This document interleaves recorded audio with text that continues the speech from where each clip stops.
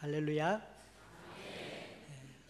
오늘도 우리에게 하나님의 사랑을 채우시고 예배 가운데 부르신 하나님의 은혜를 찬양하고 감사합니다. 저는 우리 동인교회를 생각할 때 항상 마음속에 우리 동인교회는 사랑이 넘치는 교회다. 우리 공동체 안에는 항상 사랑이 넘친다라는 생각을 많이 하게 됩니다. 아멘. 우리가 하나님께서 우리를 이렇게 사랑이 있는 공동체에 불러주심을 감사하는 마음이 항상 넘쳤으면 좋겠습니다. 오늘 예배에 오려고 며칠 전에 미장원 가서 머리를 이렇게 깎았어요. 그리고 우리 이영미 선교사도 또 충분히 예쁜데 더 예쁘게 보이고 싶어서 또 파마를 하러 가고 그러더라고요. 우리가 사랑하는 사람을 만나러 갈 때는 예쁘게 하고 가고 싶잖아요. 처녀 총각이 사랑하는 사람을 만날 때는 좀 잘 보이고 싶고 그러잖아요. 우리가 하나님을 예배하러 갈 때 우리가 사랑하는 하나님께 우리가 예쁘게 보이려는 마음으로 갔으면 좋겠는데, 우리 하나님 우리 외모를 보시는 하나님이 아니시니까 어떻게 예쁘게 하고 갈까? 우리 마음을 항상 우리 하나님께서 깨끗하고 정직하게 바라볼 수 있도록 준비하고 예배 나아가는 우리 모두가 되었으면 참 좋겠습니다. 오늘 말씀의 제목은 사랑이 필요합니다입니다. 사랑이 필요합니다. 23절 말씀에 이렇게 말씀하는데요. 그의 계명은 이것이니 곧 그 아들 예수 그리스도의 이름을 믿고 그가 우리에게 주신 계명대로 서로 사랑할 것이다. 우리가 살아가면서 사랑이라는 이야기를 많이 합니다. 집에서도 사랑이라는 이야기 많이 하죠. 가족 안에서 우리 자녀들에게 내 아들아 사랑한다, 내 딸아 사랑한다. 저도 집에서 굉장히 자주 합니다. 향이야 사랑한다, 스데반아 사랑한다. 그러면 애들도 아빠 사랑해요. 그러면 우리 향이 최고, 스데반 최고. 그러면 스데반은 아빠는 최고 막 이러면서 이렇게 유치하게 노는데, 우리 가족 안에서도 사랑한단 말 많이 하죠. 부부간에도 사랑한단 말 많이 하죠. 표정들이 이러실 줄 알았습니다.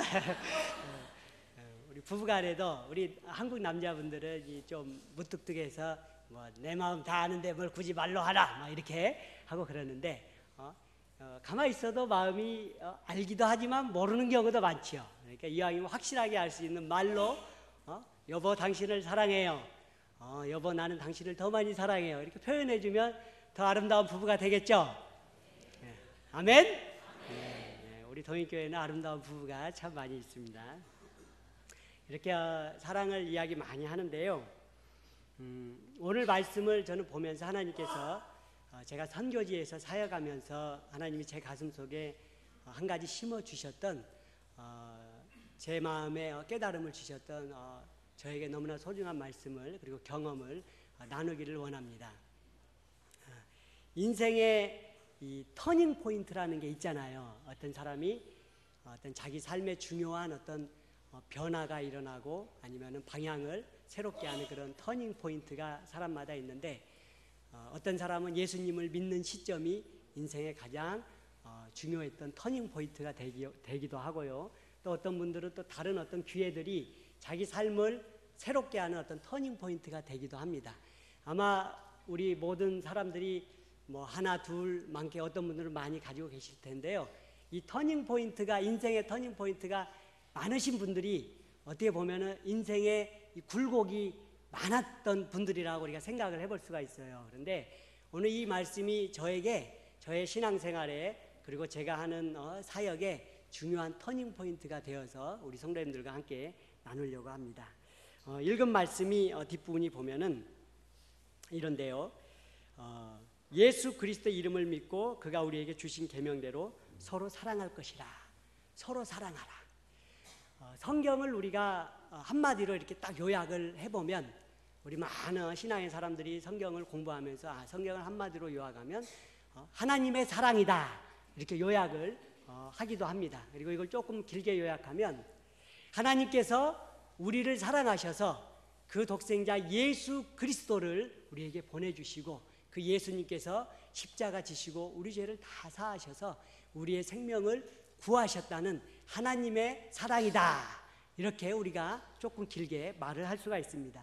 결론은 이 성경에서 우리에게 가르쳐 주는 것은 하나님의 그 너무너무 크고 귀하신 사랑, 누구를 향하신, 나를 향하신, 우리를 향하신 그 하나님의 사랑에 대해서 말씀하고 있습니다.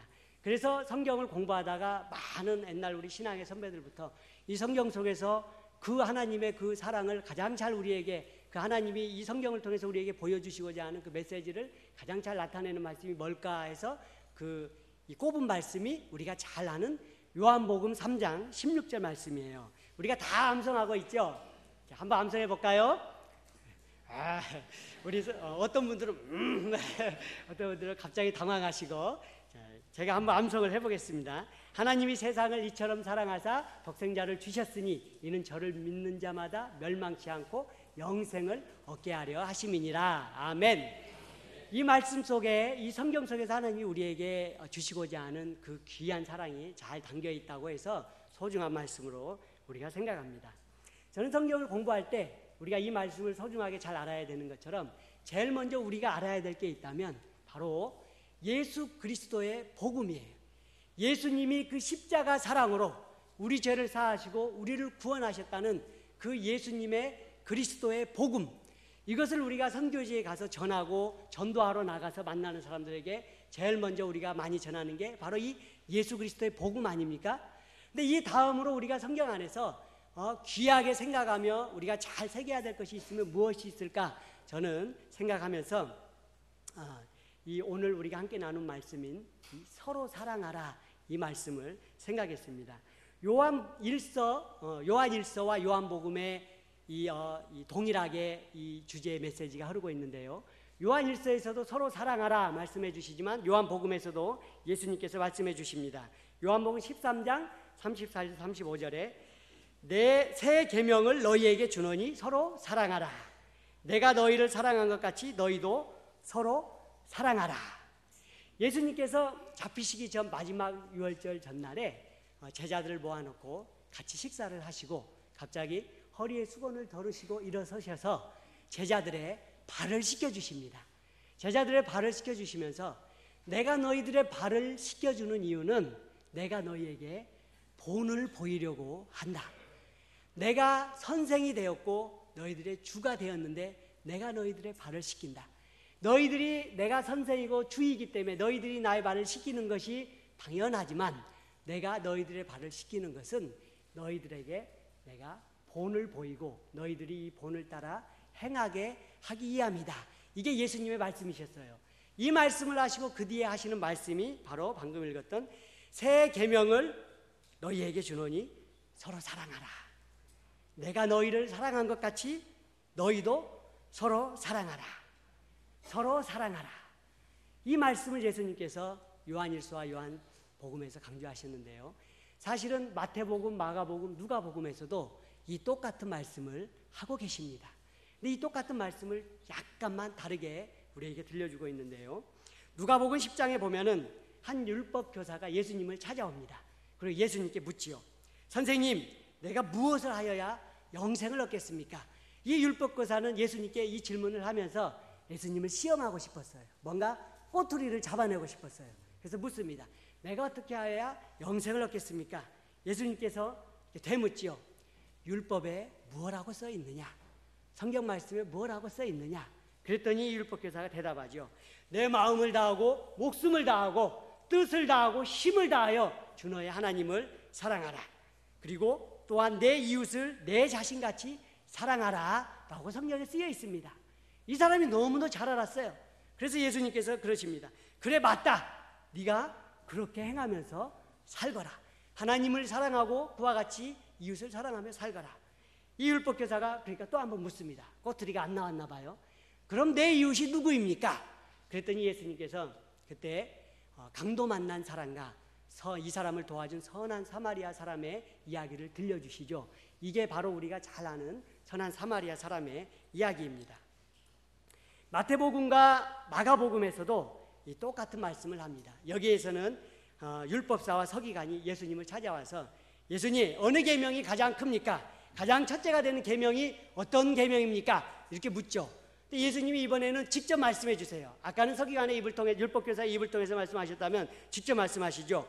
예수님께서 가라사대 내 마음을 다하고 목숨을 다하고 뜻을 다하여 주 너희 하나님을 사랑하라 하셨으니 이것이 크고 첫째 되는 계명이요 둘째는 그와 같으니 내 이웃을 내 몸과 같이 사랑하라. 이 두 계명이 온 율법과 선지자의 강령이니라. 예수님께서 직접 들려주십니다. 하나님을 사랑하라. 내 마음과 목숨과 뜻과 힘을 다하여 내 하나님을 사랑하라. 그리고 이와 같이 내 이웃을 사랑하라. 이 말씀을 들려주십니다. 오늘 우리가 읽었던 너희가 서로 사랑하라. 예수 그리스도를 믿고 서로 사랑하라. 이 말씀과 같은 말씀인 것이죠. 제가 아프리카 선교를 처음 갈 때요, 제가 젊은 청년 시절에 하나님께서 많은 은혜를 주셨는데 그때 어떤 은혜를 주셨냐면 이 예수님을 믿지 않는 사람들을 바라볼 때 너무 마음에 안타깝고 애통함이 들고 이 사람들이 예수님을 알아야 할 텐데 그 딱한 마음이 넘쳐서 이 사람들을 위해 기도하게 되고 눈물을 흘리게 되는 그런 마음을 주셨어요. 그래서 그때 한차 하나님께 눈물 흘리며 믿지 않는 사람들을 위해 기도하는 그런 은혜가 있었는데요, 그때 하나님이 또 주신 마음이 제 마음속에 너는 이 세상을 바라볼 때 어떤 사람들, 어떤 민족이 너의 눈에 그렇게 마음에 아프고 기도하게 되느냐. 그때 저는 하나님께 이렇게 대답을 했습니다. 이 이야기가 좀 많이 긴데 오늘 성도님들과 짧게 나누면, 저는 아프리카 사람들이 제 마음에 너무너무 아픕니다. 이 사람들은 너무너무 힘든 삶을 살았고 슬픈 역사를 가지고 있습니다. 그 이유가 많이 있는데 제가 그렇게 말했던 이유 중에 하나는, 이 아프리카 사람들은 얼굴이 검잖아요. 검어요. 우리 길에서 흑인들 보면은 살짝 이렇게 낯선 분들은 이렇게 좀 이렇게 흠칫하고 경계하는 분들도 있거든요. 검어요. 그래서 그런지 검다는 이유만으로 그 역사 속에서 너무너무 슬픈 역사를 살았습니다. 이 사람들은요, 노예로 잡혀갔어요. 이 사람들은 사람의 취급을 받지 못했습니다. 착취를 당했고요, 학대를 당했어요. 이 사람들은 다른 이유가 아니에요. 나에게 나쁘게 했다는 이유로, 나에게 해를 끼쳤다는 이유로 누군가가 그 사람을 그렇게 나쁘게 한 게 아니고 단지 검다는 이유로, 사람 같지 않다는 이유로 끌려갔어요. 끌려가고 착취당하고 학대당하고 죽임을 당하고, 그게 제 마음에는 너무 불쌍했어요. 그런데 그보다 또 더 큰 이유가, 이 일을 행했던 사람들이 누구였냐면, 모두가 그런 건 아니지만 당시의 역사 속에서 이 일을 행했던 사람들이, 그 일을 행했던 그 나라들이 예수님을 믿는 나라였어요. 하나님을 아는 사람들이 사는 나라들이었고요, 실제로 이 일을 행한 사람들 중에는 신실한 크리스찬들도 많이 있었어요. 제 마음속에 이것이 너무너무 슬펐어요. 아니, 어떻게 하나님을 믿는다는 사람이, 예수님의 사랑을 아는 사람이 어떻게 검다는 이유로 그렇게 잔혹한 일들을 행할 수가 있느냐, 하나님을 사랑한다는 사람들이 어떻게 그렇게 행할 수가 있느냐라는 그런 내 안에서 있는 분노와 그 사람들을 향한 너무나 불쌍한 마음이 들었어요. 그래서 저 하나님께, 하나님, 이 사람들 너무너무 불쌍합니다. 이 사람들이 하나님의 사랑을 받았으면 좋겠습니다. 이 사람들이 하나님의 사랑을 알았으면 좋겠습니다 라는 고백을 하게 됐고, 후에 하나님께서는 저를 아프리카 선교사로 보내는 그런 은혜를 또 주셨습니다. 근데요, 이렇게 이제 아프리카에 가서 하나님이 주신 마음을 가지고 내가 이 사람들을 사랑하겠노라, 내가 이 사람들을 그리스도의 사랑으로 섬기겠노라 하고 갔는데, 사역을 하면서 제가 하나님께서 저에게 이게 제가 아까 말했던 저에게 있어서는 한 번에 제 신앙과 삶의 중요한 터닝 포인트가 되는데요, 하나님께서 제 가슴에 큰 못을 박는 것과 같은 큰 정말 아픔과 깨달음을 주신 일이 있었습니다.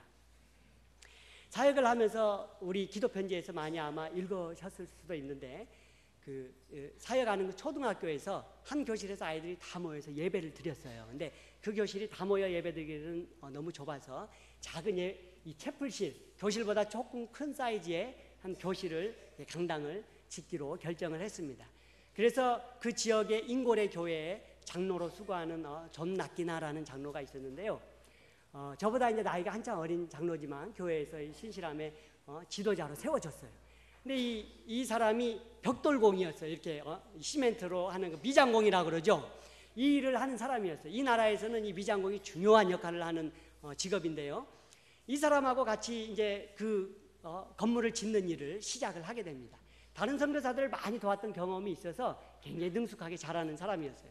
그래서 시작을 하는데 맨 처음에 이 건물을 지을 때 우리가 이런 방식으로 합시다. 그리고 재정을 전략하기 위해서 이렇게 사용하면서 합시다. 이런 이야기들을 시작할 때 했는데 일이 조금 진행되다 보니까는 이 장로가 뭔가 우리가 처음에 얘기했던 그런 방식대로 하지 않는 거예요. 제 마음속에는 이 사람이 하는 것이 옳지 않는 것 같았어요.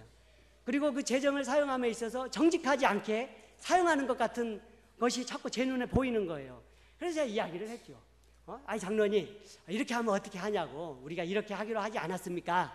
그랬더니 뭐 그랬죠 하면서도 그냥 자기 마음대로 하는 것이 있었어요.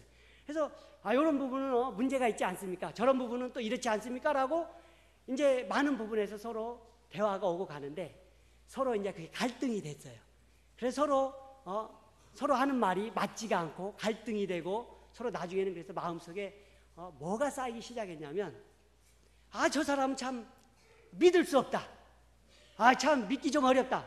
사람이 아까 말 다르고 이제 말 다르고 뭔가 이렇게 좀 신뢰감이 떨어진다. 그러면서 점점점 그런 대화들이 오고 가면서 나중에는 제 마음속에 미움이 자라나는 거예요. 이 사람이 미워요. 그 일을 하고 있는데 우리가 같이 선한 일을 위해서 예배를 잘 드리기 위해서 그 작은 건물을 하나 짓고 있는데 굉장한 건물도 아니고 현지 스타일로 진흙벽돌을 이렇게 이겨서 그걸 쌓아 올리는 그런 건물을 짓고 있는데 하나님의 선한 일을 하면서 마음에 들지 않는 거예요. 보면 화가 나요. 이 사람도 저를 보면 마음에 들지 않고 화가 나는 것 같아요. 그래서 그런 시간들을 보내면서 저는 나중에는 이 좋은 일을 하면서도 그게 저의 불평이 됐어요.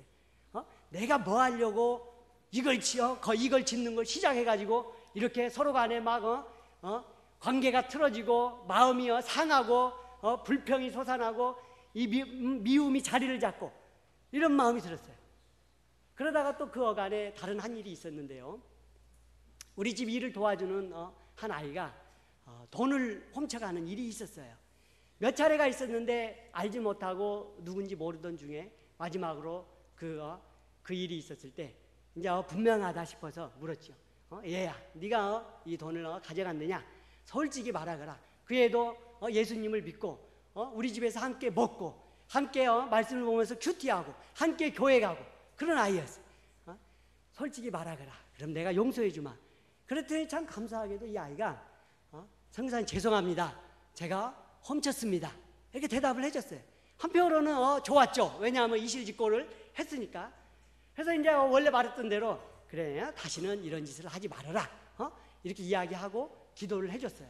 이 아이의 인생을 위해서 기도하고 이 일이 위해서 회개하는 기도를 같이 했어요. 그랬는데요. 이제 이렇게 끝나는 줄 알았는데 시간이 지나는데 제 마음속에서 이 아이를 향한 그 미움이 그대로 있는 거예요. 용서했다고 생각했는데 이 아이를 보면은 화가 치밀어 올라요. 괘씸해요. 우리 집에 안 왔으면 좋겠어요. 볼 때마다 화가 나고 그 마음에서 막 화가 치밀어 오르고 말이 좋게 나가지 안 하고 야단치는 말만 하게 되고 매일 그렇게 막 강한 어조의 말을 하고 그래서 제가 우리 이영미 선교사한테 이 아이 우리 집에 오게 하지 말자고. 내가 얘만 보면 너무너무 화가 나서 나도 힘들고 쟤도 힘들 거라고. 근데 우리 이영미 선교사가 왜 그러냐고. 우리가 한번 용서해 주기로 하지 않았냐고. 우리 용서해 주자고. 그리고 다시 이 아이에게 기회를 주자고. 저보다 마음이 넓은 사람이었어요. 그래서 그래 그럽시다 해서 이제 그렇게 시간이 지나는데 시간이 지나도 사실은 제 마음속에는 비슷한 마음이 분노가 계속해서 치밀어 오르는 거예요. 사랑이 없고 막 정죄만 하는 거예요. 쟤는 저래서 나빠. 저 사람은 저래서 나빠. 그게 나중에는 이 사람들뿐만 아니라 다른 주변에 있는 현지 사람들까지도 그렇게 보이는 거예요. 이 사람들은 정직하지 않아. 저 사람들은 속이 달라. 저쪽 아주 나쁜 사람들 같으니라고. 우리 성도님들께 화가 내는 거 아니에요?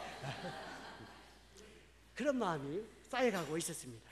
그때 하나님께서 하루는 제 가슴을 너무너무 강하게 두드리시면서 이런 말씀을 하세요.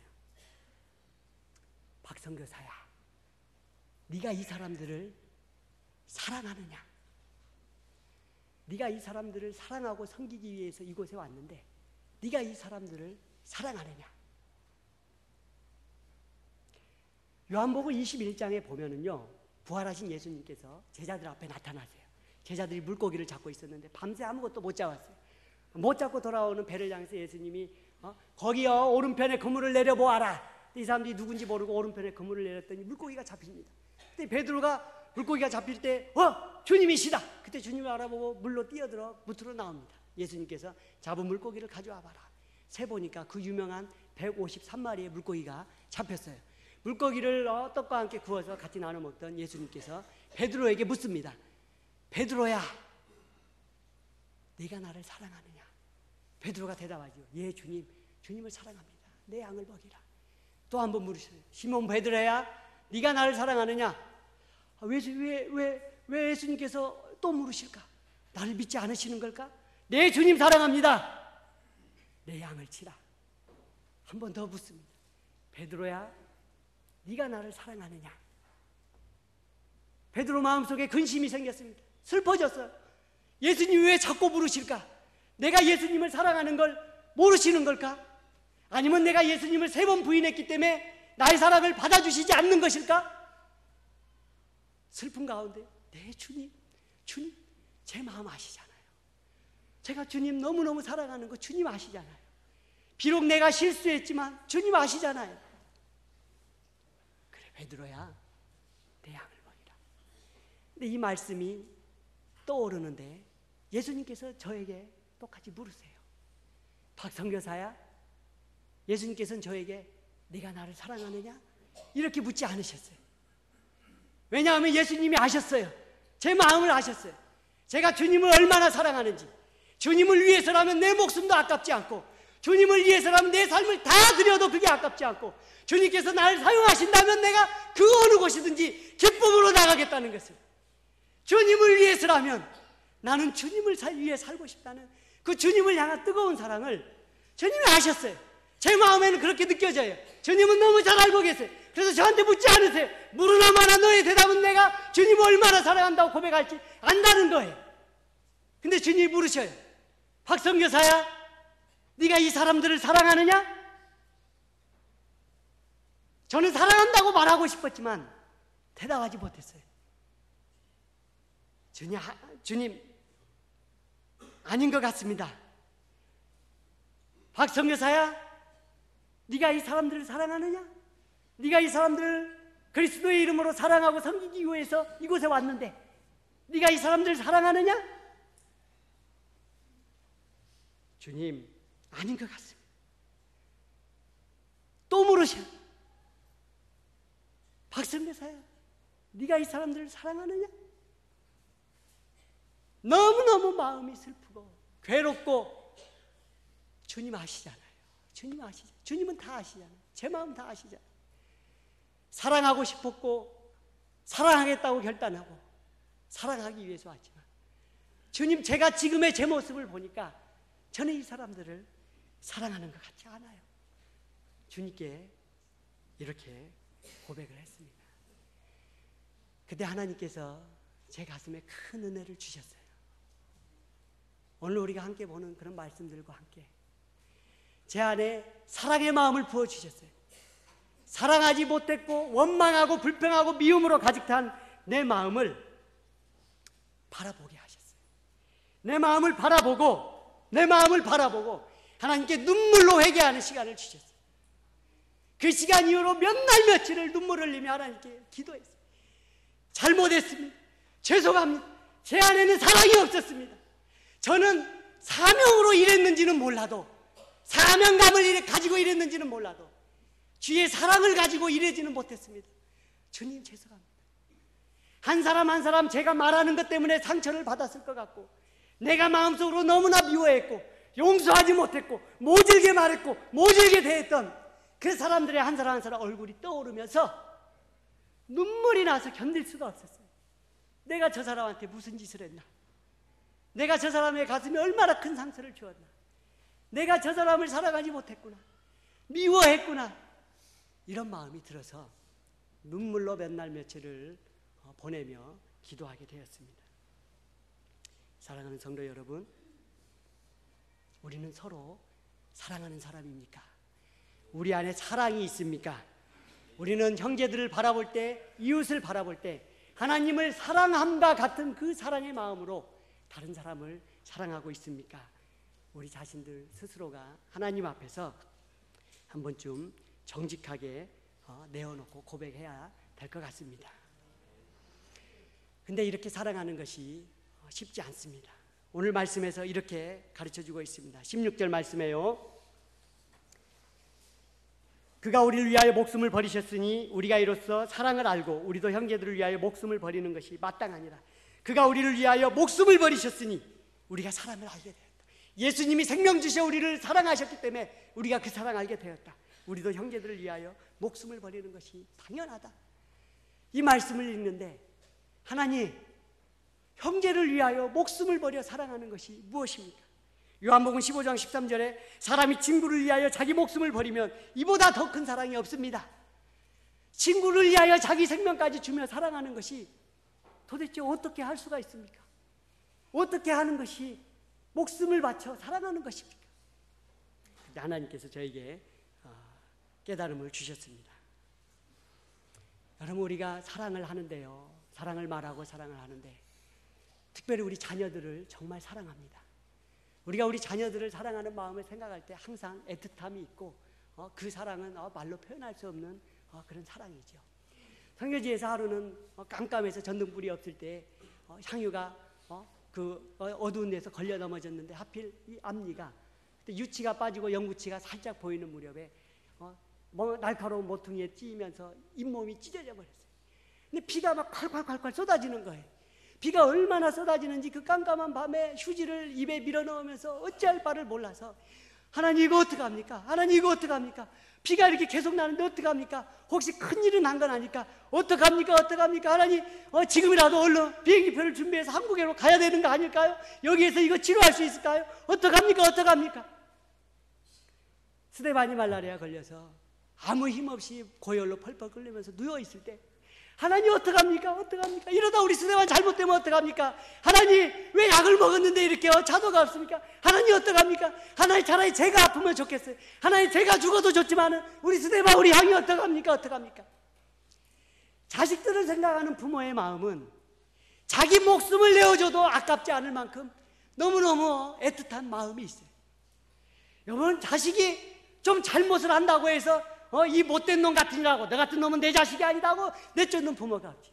잘못을 해도 사랑스러운 내 자식, 설령 내가 생각하는 그런 모습으로 자라가지 않아도 사랑스러운 내 자식 또 용서하고, 잘못을 해도 또 용서하고, 그래 이제 잘할 거야 또 용서하고, 기다려주고 인내해주고 참아주고, 나를 좀 귀찮게 해도 내 자식이 그러면 기다려주고 참아주고, 그래도 예쁘고 눈에 넣어도 안 아프고, 내 자식을 위해서라면 생명을 주어도 아깝지 않을 것 같은 그런 마음이 드는 것이 우리 자식을 향한 부모의 마음 아닐까요?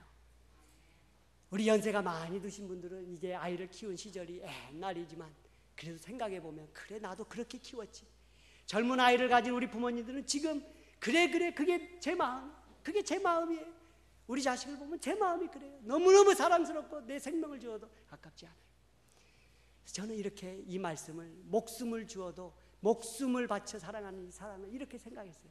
하나님, 제가 다른 사람을 사랑할 때 적어도 대단한 사랑은 아니어도 내가 내 자식을 사랑하는 것과 같은 그 마음으로 다른 사람을 사랑하기 원합니다.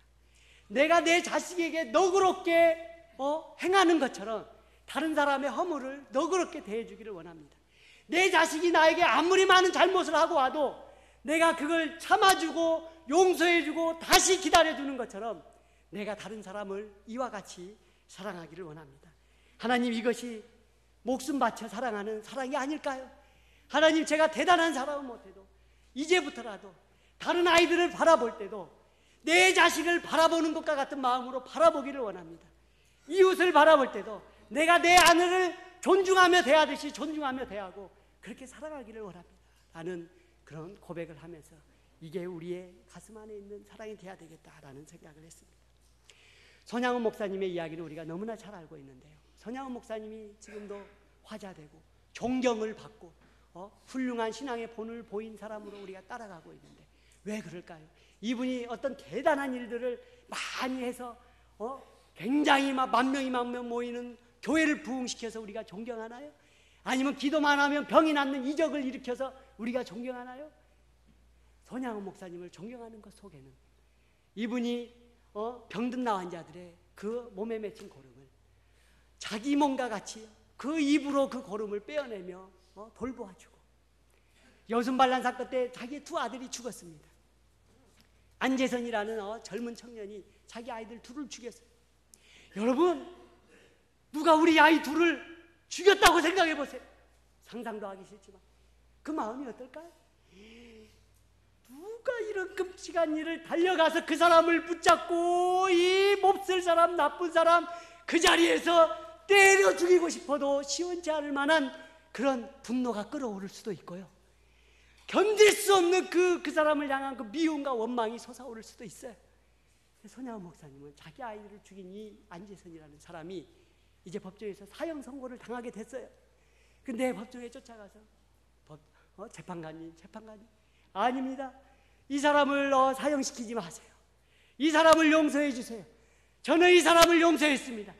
이 사람이 우리 아이를 비록 죽였지만 이 사람이 죽게 되면 우리 아이들의 죽음이 헛된 것입니다. 제발 이 사람을 용서해 주세요. 살려주세요. 제 마음속에서는 이미 이 사람을 용서했습니다. 제발 살려주세요. 그렇게 해서 이 안재선이라는 청년은 풀려나게 되고, 그리고 손양은 목사님이 양자로 삼게 됩니다. 이러한 이 손양은 목사님이 보여준 자기 자식을 사랑한과 같은 그 사랑으로 다른 사람을 사랑하고, 자기 몸을 돌본과 같은 그 사랑으로 다른 사람을 돌보아주는 그 사랑이 오늘날까지 수많은 사람들에게 우리가 믿음의 길을 이렇게 따라가자, 우리가 이렇게 사랑하자 라며 그 사랑을, 그 헌신을, 그 믿음을 우리가 존중하는 것입니다. 사랑하는 성도 여러분, 우리가 이러한 사랑이 넘쳐나기를 간절히 축원합니다. 18절에 보면은요, 이렇게 말씀합니다.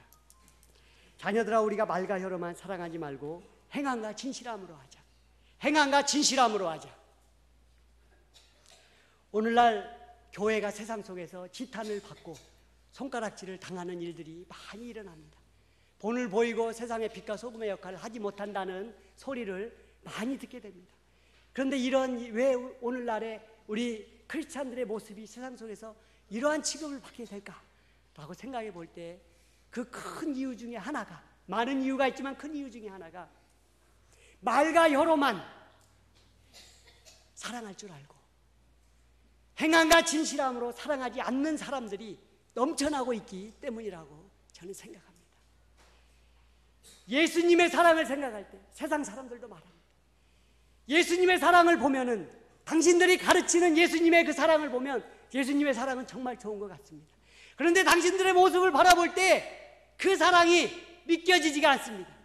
예수님의 사랑, 하나님의 사랑은 너무너무 아름다운 사랑 같은데 당신들의 모습을 바라볼 때 그 사랑이 거짓처럼 느껴집니다 라며 교회와 크리스천들을 비웃는 사람들이 많이 있습니다. 사랑하는 성도 여러분, 우리에게 진실함이 있어야 합니다. 우리가 고백하는 믿음대로 사랑하고 우리가 아는 성경 말씀대로 살아가기 위해 우리는 노력하고 애써야 하는 것입니다. 왜 이게 중요하냐면 19절 20절에 이렇게 말씀합니다. 이로써 우리가 진리에 속한 줄을 알고 또 우리 마음을 주 앞에서 굳세게 하리니, 우리가 사랑할 때 우리가 진리에 속한 줄을 알고 예수님께 속한 줄을 알고 우리 마음이 굳세어진다는 거예요. 굳세고 담대어진다는 거예요. 우리 마음도 우리 양심도 우리를 책망할 일이 있으면 알아요. 잘 알아요. 하나님은 하물며 얼마나 더 잘 아실까. 우리 자신도 우리가 하나님 말씀대로 살지 못한다는 걸 우리가 알아요. 우리 안에 사랑이 없을 때 우리 자신이 알아요. 우리 안에 미움이 자라가고 불평과 원망이 자라가고 우리 마음이, 우리 양심이 너무 잘 안다는 거예요. 우리 안에서 우리 양심이 우리를 향해서 너는 사랑이 없다. 너는 예수님을 믿는지 모르지만 예수님 말씀이 네 안에 없다. 라고 우리에게 말할 때 제일 먼저 나타나는 일이 우리는 담대하지 못합니다. 우리는 떳떳하지 못합니다. 제가 아까 이야기했던 일들 속에서 그런 일들이 있으면서 나타났던 제일 힘든 일이고 제일 중요했던 일이 뭐냐면 그 다음부터는 사람들을 만나는 게 싫어져요. 사람들을 만나면 다 똑같은 사람들이야. 괘씸한 사람들, 나쁜 사람들, 거짓말하는 사람들, 속이는 사람들, 앞다르고 뒤다른 사람들 만나는 게 싫어져요. 싫어요. 교회에 설교하러 가죠. 그게 제가 해야 되는 일이니까 갑니다. 말씀을 전하는데요, 떳떳하지가 않아요. 내가 지금 이렇게 말씀을 전하는데 이 사람들이 어떻게 생각할까? 모두 나를 선교사로 알고 있는데, 하나님의 사랑을 말하는 사람으로 알고 있는데, 그리스도의 복음을 전하는 자로 알고 있는데, 내가 이렇게 말씀을 전하면 속으로 아이고 선교사님 당신이나 잘하시지요 이렇게 생각하지 않을까? 내가 말할 때 혹시 속으로 웃고 있지 않을까? 내가 말씀을 전할 때 다들 딴짓하고 있지 않을까? 어쩌면 지금 앉아있고 싶지 않지만 마지못해 앉아있는 거 아닐까? 제 마음이 떳떳하지가 않아요. 피하고 싶고 도망가고 싶고 자신이 없어요. 담대함이 없어요. 여러분, 우리가 사랑하는 것이 중요합니다. 우리가 하나님 말씀대로 살아가는 것이 중요합니다. 그 안에서 우리가 담대함을 얻고 힘을 얻습니다. 20절에 이렇게 21절에 말씀합니다. 사랑하는 자들아, 만일 우리의 마음이 우리를 책망할 것이 없으면 하나님 앞에서 담대함을 얻고, 우리 마음이 우리를 떳떳하면 하나님 앞에 담대함을 얻고 무엇이든지 구하는 바를 그에게서 받나니 이는 우리가 그의 계명을 지키고 그 앞에서 기뻐하시는 것을 행함이라. 우리 안에 담대함이 있어요. 사랑할 때 담대함이 있어요. 떳떳하고 하나님께 기도해요. 하나님, 지금 우리가 이런 일을 위해서 기도합니다. 하나님 함께 해주세요. 왜? 마음이 떳떳하지 않는 사람은 내가 기도하면 하나님이 들어주실까? 하나님이 나 같은 사람의 기도도 들어주실까? 담대하게 나가서 기도하지 못하고 확신 가운데 서지 못합니다. 하루는 하나님께서 제 마음속에 말씀하셨어요. 그래, 네가 이렇게 사랑이 없는데 네가 계속 여기에서 일할 수 있겠느냐? 계속 있을 수 있겠느냐? 아닙니다, 하나님. 이렇게는 못 이겠습니다. 그러면 네가 어떻게 해야 되겠느냐? 하나님, 알았어요. 저는 어떻게 해야 되는지. 하나님이 진작부터 그렇게 말씀하셨어요. 제가 어떻게 해야 되는지를 말씀하셨어요. 그때마다. 그런데 저는 그렇게 하지 않았어요. 하나님, 저 사람이 나쁜 사람이에요. 저 사람 거짓말하는 사람이에요. 저 사람 정말 못된 사람이에요. 그런데 그날은 하나님께서 제 마음속에 사랑해야 한다는, 용서해야 한다는, 내가 그래야지만이 그곳에서 일할 수 있다는 마음을 주셨어요. 그래서 이미 해가 넘어가 깜깜한데 호레스를 들고 숲을 지나서 이 장로님의 집을 찾아갔습니다. 찾아갔더니 노크를 했더니 그 장로님과 부인이 같이 나왔어요. 같이 앉아서 제가 이렇게 이야기했습니다. 장로님, 우리가 선한 마음을 가지고 이렇게 건물을 지으려고 했는데, 장로님, 우리가 이런 일이 있었고 지금 우리가 이렇게 돼버렸습니다. 그런데 장로님, 제가 너무 미안하고 죄송합니다. 제가 그때 좀 더 이해하고 장로님이 하고자 하는 방식을 좀 더 생각하고 그렇게 좀 더 의논하고 좋은 방향을 찾아갔다면 좋았을 텐데, 제가 장로님의 생각은 다 무시하고 내 말만 옳다 하고 미워하고 원망했습니다. 장로님, 정말 죄송합니다. 장로님, 정말 미안합니다. 내가 그때 집에만 가면, 집에 가서 우리 아내한테 장로님 욕을 참 많이 했습니다. 내가 험담도 많이 하고 마음속으로 얼마나 미워하고 얼마나 장로님만 생각하면 내가 나쁜 말들을 많이 쏟아냈는지 모릅니다. 참 미안합니다. 죄송합니다. 나 때문에 상처 많이 받았지요. 나 때문에 정말 속상한 일 많았지요. 장로님뿐만 아니라 그 부인까지도 정말 힘든 일 많았지요. 내가 부족해서 그랬습니다. 참 미안합니다. 이렇게 고백을 했어요. 그때 장로님이 눈물을 왈칵 쏟아내시면서, 선교사님, 정말 미안합니다. 그리고 죄송합니다. 내가 그때 이렇게 하면서 선교사님 이야기를 안 듣고 내 멋대로 한 거, 내가 사실은 진작부터 가서 좀 사과를 하고 싶었는데 내가 그러지 못해서 미안합니다. 사실은 저도 마음에 너무너무 담아놓은 게 많았는데 사실은 내가 먼저 찾아갔었어야 했는데 먼저 찾아가지 못해서 미안합니다. 저 때문에 속상한 일 많았지요. 저 때문에 마음 많이 괴로웠지요. 미안합니다. 서로 내가 더 미안합니다 하면서 그날 눈물을 흘리면서 손을 잡고 셋이서 기도를 했습니다. 그리고 나서 찾아온 변화가 하나님께서 은혜를 주셔서 사람들 앞에 당당한 거예요. 사람들 앞에 당당하고 하나님의 사랑을 이야기할 수가 있어요. 사랑하는 성도 여러분, 정직하게 하나님 앞에 서야 됩니다.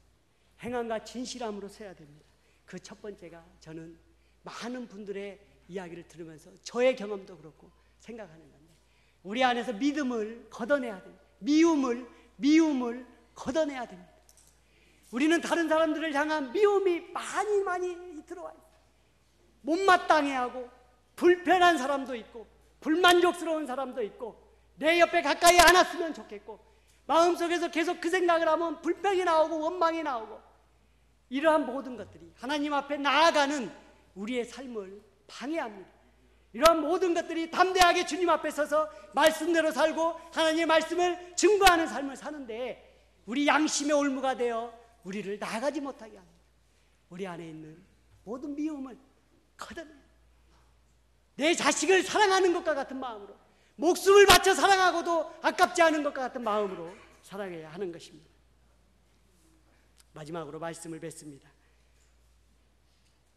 베드로전서 1장 22절에 말씀합니다. 너희가 진리를 순종함으로 너희 영혼을 깨끗하게 하여 거짓이 없이 형제를 사랑하기에 이르렀으니 마음으로 뜨겁게 서로 사랑하라. 거짓이 없이 형제를 사랑하고 뜨겁게 사랑하라. 우리 동인교회 모든 우리 가족들이 사랑이 넘쳐서 우리 사랑이 밖으로 흘러나가기를 원합니다. 사명으로 일하는 것도 좋지만 사랑으로 일하는 은혜가 있기를 원합니다.